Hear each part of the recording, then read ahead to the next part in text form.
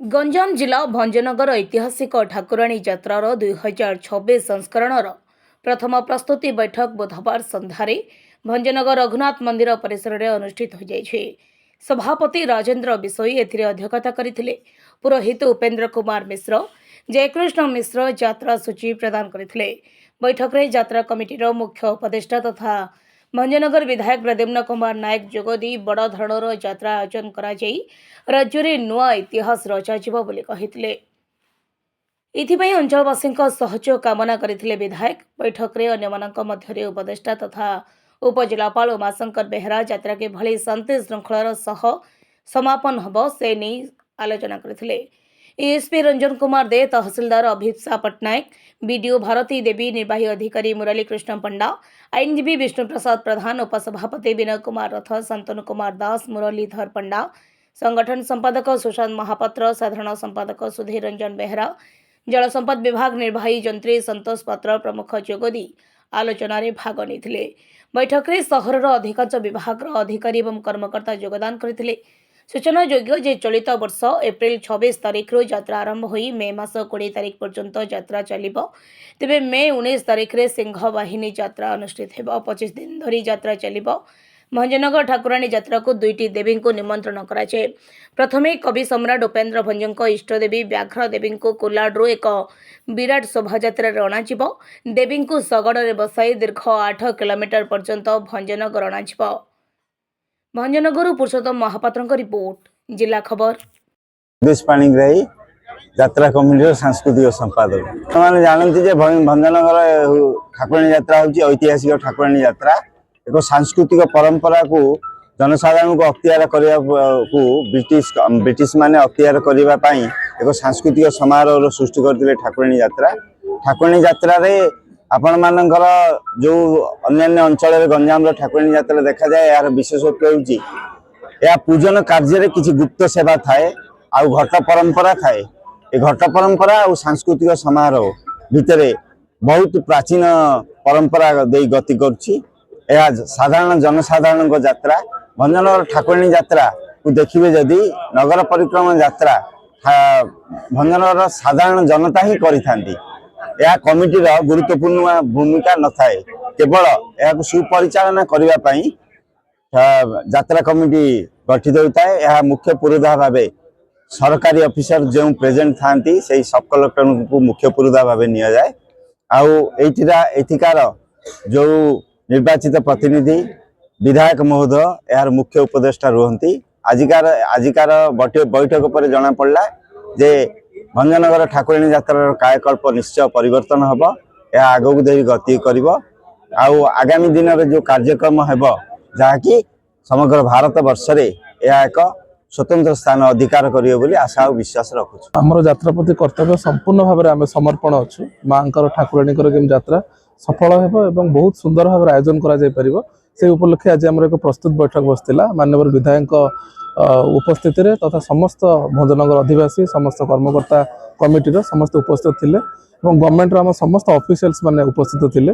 तो समस्त उपस्थित आज बैठकर नीति निर्घंट स्थिर होइछि एवं केमती यात्रा आम सफल हम और सुचारू रूपे करबा विस्तृत भाव आलोचना होइछि। तेणु एतिकी मोटामोटी भाव में यात्रार डिटेल अरेंजमेंट एंड जहाँ हम ताकू परवर्ती मुहूर्त में आम आम जो ऑफिशियल्स मैंने अच्छा डाकी आम आउ थे गोटे बैठक करूँ। ट्राफिक सुबंदोबस्त करने आम एडिशनल एसपी आपण मानक कहले से केमती ट्राफिक भल भाव मैनेजमेंट करेंगे पुलिस तार डिटेल भाव गोटे प्लानिंग करेंगे और आशा करी आम सफल हबू ट्राफिक मैनेजमेंट कर। निश्चित भाव आम सौभाग्य से बहुत गर्वित। यहाँ गोटे भाग्य थे मिले और से बहुत गर्वित अच्छे। देखु भंजनगर ऐतिह्य हूँ भंजनगर ठाकुराणी यात्रा। ये आगामी ठाकुराणी यात्रा आज तार प्रस्तुत बैठक थिला। प्रस्तुत बैठक रे आपण माने देखिथिबे लोकंकर आग्रह और लोकंकर समागम एथरु आशा करा जाउची और बासना भी बारी होउची जे आगामी यात्रा निश्चित भावे धूमधाम रे हबो। किंतु भंजनगर वासींकर इच्छा अछि जे ये जो 200 वर्ष इतिहास ए 200 वर्ष इतिहास को रेकॉर्ड कला भली गोटे यात्रा हो। ये बहुत बंधु आसी मो पाखे अनुरोध करते जे आज्ञा यात्रा को भल भाव करूँ श्रृंखलित भाव हो। तो से लक्ष्य रखीचु आम समस्त प्रशासनिक अधिकारी को नहीं এবং ଭଞ୍ଜନଗର ସମସ୍ତ ସାଧାରଣ ଜନତାଙ୍କର ସହଯୋଗରେ ଯାତ୍ରାକୁ ଗୋଟେ ନୂଆ ଇତିହାସ ସୃଷ୍ଟି କଲା ଭଳି ଏକ ବିଧାୟକ ଜଣେ ମାନେ ସବୁ କଥାରେ ପୁରୋହିତଙ୍କର ପଚାରିକିରି ନିଷ୍ପତ୍ତି ନିଅନ୍ତି। ତେଣୁ ଏ ଯାତ୍ରାର ନିୟମ ବି ପୁରୋହିତକୁ ପଚାରିକିରି ମାନେ ଶୁଭଖୁଣ୍ଟିଠୁ ଆରମ୍ଭ କରି ମାଙ୍କର ଆଗମନ ମାଙ୍କର ପ୍ରସ୍ଥାନ ସବୁ ବ୍ୟବସ୍ଥା ତାଙ୍କର ତିଥି ପ୍ରକାର କରାଯାଇଛି। 11 ତାରିଖ ଦିନ ଆମର ଶୁଭଖୁଣ୍ଟି ପଡ଼ିବ ଏବଂ ପରବର୍ତ୍ତୀ 26 ତାରିଖରେ ମାଙ୍କର ଆଗମନ ହେବ ଏବଂ ଲାଷ୍ଟ 20 ତାରିଖ ଦିନ ମାଙ୍କର ପ୍ରସ୍ଥାନ ହେବ। ଏ ଯେଉଁ 3ଟା ଡେଟ୍ ହେଇଛି ତା ପରବର୍ତ୍ତୀ ଅବସ୍ଥାରେ କମିଟି ବସି କିଏ କେଉଁ ଦିନ ମାଙ୍କୁ ବରଣ କରିବେ ତାର ଲିଷ୍ଟ ତାଲିକା ଆମେ ବାଣ୍ଟିବୁ ଏବଂ ଆଶା କରୁଛୁ ଆପଣମାନଙ୍କ ମାଧ୍ୟମରେ ଏ ଯାତ୍ରା ଗୋଟେ ନୂଆ ଇତିହାସ ସୃଷ୍ଟି ହଉ। ଘୁମୁସର ମହୋତ୍ସବ ଆମେ ହାତକୁ ନେଇଥିଲୁ କିନ୍ତୁ ଏ ବର୍ଷ ଠାକୁରାଣୀ ଯାତ୍ରା କରୁ ବୋଲି ସେଠି ଟିକେ ପଛେଇ ଗଲୁ, ଯାହା ଫଳରେ ଆମେ ଭୁବନେଶ୍ୱରରେ ସାମାନ୍ୟ କିଛି ଗୋଟେ ଝଲକ ଦେଖେଇଛୁ ଭୁବନେଶ୍ୱରବାସୀଙ୍କୁ ଯେ ଘୁମୁସର ମହୋତ୍ସବ ସେଇଟା ଏ ବର୍ଷ କରିଥିଲୁ 9-10 ଜାଗାରେ। ଯେହେତୁ ମୁଁ ଯାଇପାରିନଥିଲି ଯେହେତୁ ବାପାଙ୍କ ଦେହାନ୍ତ ହେଇଥିଲା କିନ୍ତୁ ମୁଁ ଉପସ୍ଥିତ ନଥିଲି କିନ୍ତୁ ମୋର ପ୍ରଚ୍ଛନ୍ନ ହାତ ଥିଲା ସେଠି ଘୁମୁସର ମହୋତ୍ସବରେ। ତେଣୁ ଏ ଯାତ୍ରା ଏ ବର୍ଷ ସରିଲା ପରେ ଘୁମୁସର ମହୋତ୍ସବ ଓଡ଼ିଶା ରେକର୍ଡ କଲା ଭଳି ଘୁମୁସର ମହୋତ୍ସବ ଭଞ୍ଜନଗର ମଧ୍ୟ ହେବ। ସୁଶାନ୍ତ କୁମାର ମହାପାତ୍ର, ମୁଁ ଭଞ୍ଜନଗର ଠାକୁରାଣୀ ଯାତ୍ରା କମିଟିର ସାଂଗଠନିକ ସମ୍ପାଦକ। ଆପଣମାନଙ୍କ ଦେଖିପାରୁଥିବେ ପୂର୍ବ ବର୍ଷରେ ପ୍ରଥମ ବୈଠକ ଦେଖୁଥିଲେ, ଚଳିତ ବର୍ଷର ପ୍ରଥମ ବୈଠକ ସମାଗମ ଭକ୍ତମାନେ କିପରି ସମାଗମ ହୋଇଛନ୍ତି ତାହିଁରୁ ଜଣାପଡ଼ୁଛି ଯାତ୍ରା କିପରି ହେବ।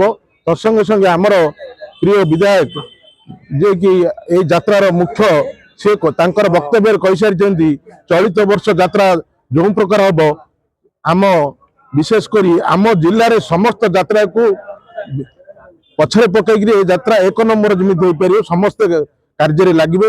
ତତ୍ସଙ୍ଗେ ସଙ୍ଗେ ତାଙ୍କର ପୁରା ପ୍ରୋତ୍ସାହନ ରହିବ, ଆର୍ଥିକଠୁ ଧରି ଶାରୀରିକଠୁ ଧରି ମାନସିକଠୁ ଧରି ସବୁ ପ୍ରକାର ସହଯୋଗ ତାଙ୍କର ପୁରା ଯୋଗାଇ ଦେବେ ବୋଲି ସେ କହିଛନ୍ତି।